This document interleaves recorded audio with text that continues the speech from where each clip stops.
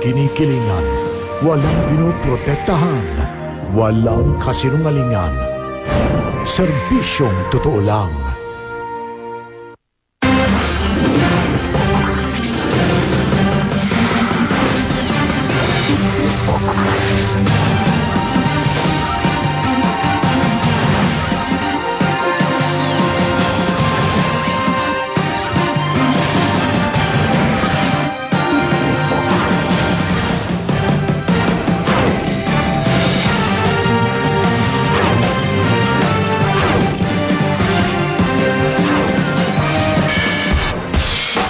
Kasama niya nag-isang liga ng katotohanan.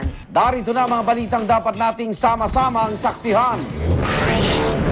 Singer na si Freddy Aguilar under investigation ng NBI sa hinalang pagkakanlong sa pamangking si Jason Ivler.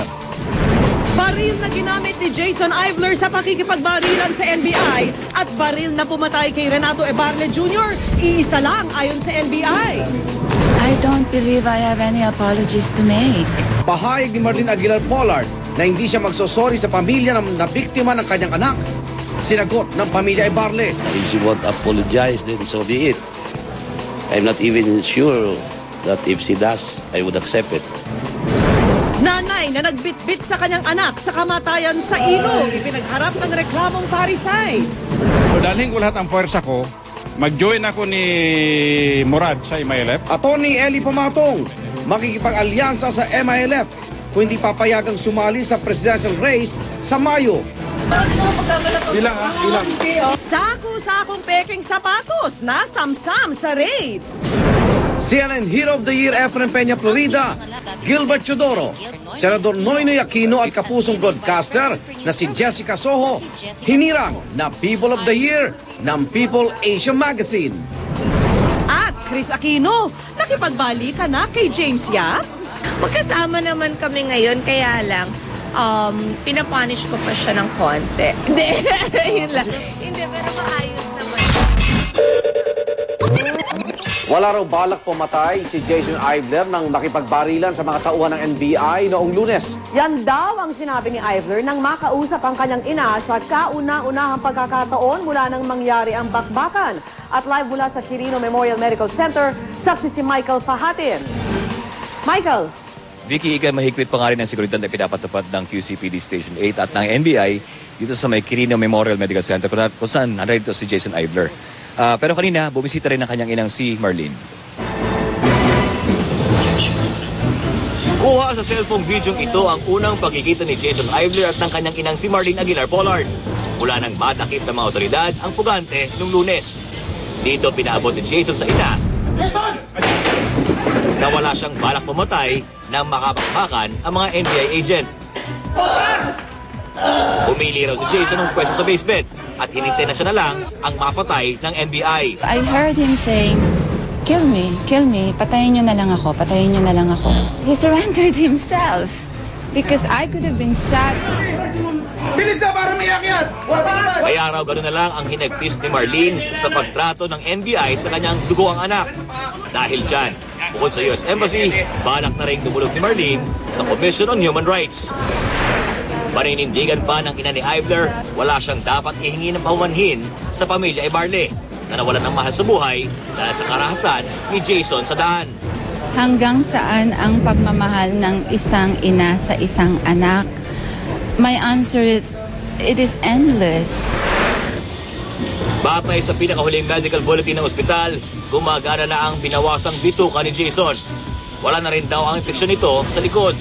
Kaya na rin daw niyang tumanggap ng mga likidong pagkain at posibleng pakainin na ng solid food sa mga susunod na araw. Sabi pa ng Quirino Memorial Medical Center, pwede na rin ilipat si Jason sa regular na kwarto mula sa ICU. Inaasahang madi-discharge siya sa Lunes. Igan Vicky, kanina nakuna namin ang video ito kung saan ang ilang sa mga kaanak ni Jason, katulad itong si Megan Aguilar, ay nagsasalitan sa pagbabantay sa kanya sa loob ng ospital. Mga pinsan, mga tita, nagsasalit-salitan magbantay sa kanya hanggang sa siya ay ma-discharge nga sa ospital na ito. At oras nga na ma-discharge itong si Jason sa, dito sa Quirino Memorial Medical Center, ay ililipat na kagad siya sa detention facility sa NBI, kung saan naroon din ang natatanging suspect sa Maguindanao Massacre na si Andal Ampatuan Jr. Yan ang pinakahuling balita rito sa Quirino Memorial Medical Center. Ako si Michael Fatin, inyong saksi. Iisang baril na ginamit ni Jason Ivler sa pakikipagbakbakan sa mga otoridad ng Lunes at ang baril na pumatay kay Renato Ebarle Jr. Yan po ang resulta ng ballistic examination na isinagawa ng NBI. Inimbestigahan na rin ng NBI ang mga awit na si Freddy Aguilar kasunod ang hinalang kinanong nito ang kanyang pamangkin na si Jason Ivler.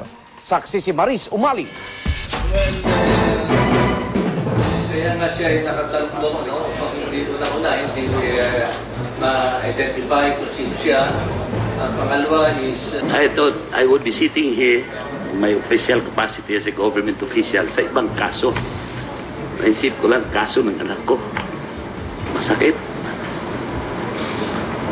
Masaya. Pero andiyan pa rin.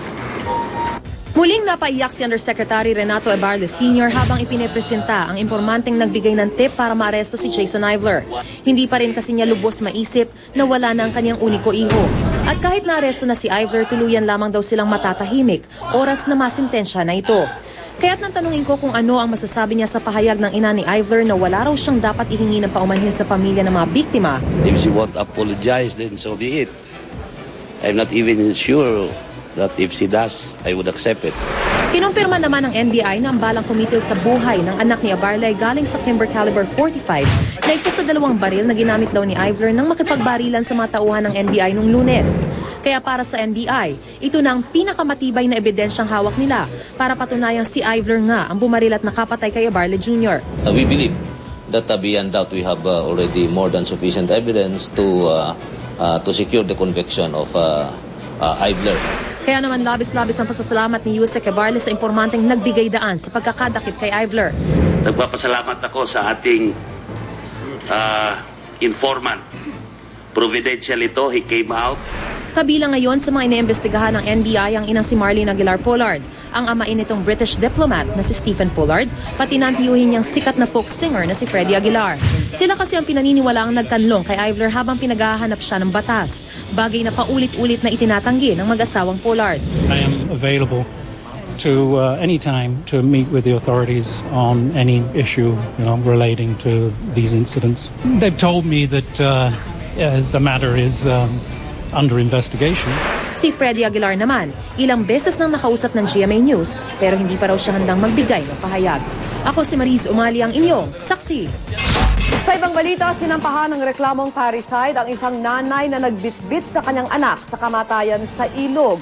Pinaghahanap naman ang isa pang anak na unang itinulak ng ina sa ilog. Saksi si JP Soriano. Ginawa ko yun dahil sa hindi ko nakakayanin na hindi kami masama.